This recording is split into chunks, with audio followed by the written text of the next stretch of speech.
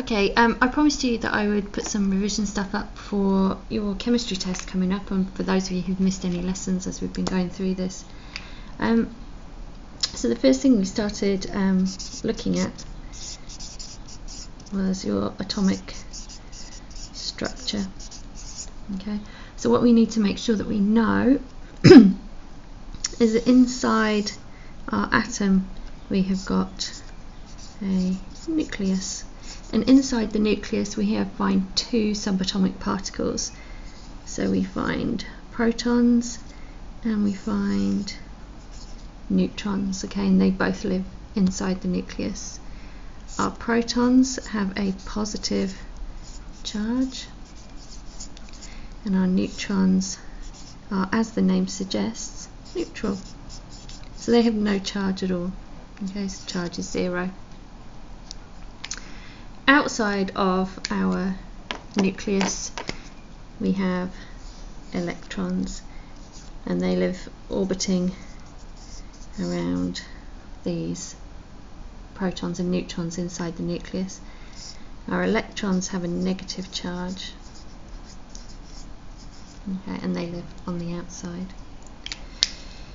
Now when we've looked at the periodic table, we've looked at how many of each of these things our various elements contain. So if we look at something like oxygen, okay, so on the periodic table our symbol is O, okay, and if we look at the atomic number, we have 8 and we have a mass number of 16. Now we need to make sure that we know that this is the atomic number, and we know that the big number is the mass number. And as I've said to you before, it's really important, don't think about top and bottom number, because sometimes they'll be written the other way around. Think small number, atomic number, big number, mass number. Okay. Now if we think about what those two numbers are telling us, the atomic mass here, which is 8, tells us that we have 8 protons. And that's how we recognise the element. The number of protons gives us each element. So if we changed this to 6 protons, we would have carbon, 12 magnesium. Okay, so that leads us into understanding what element it is we're talking about. Now because overall our atom has to be neutral, if we've got 8 protons, we also have to have 8 electrons. So basically we have to have 8 positive charges and 8 negative charges.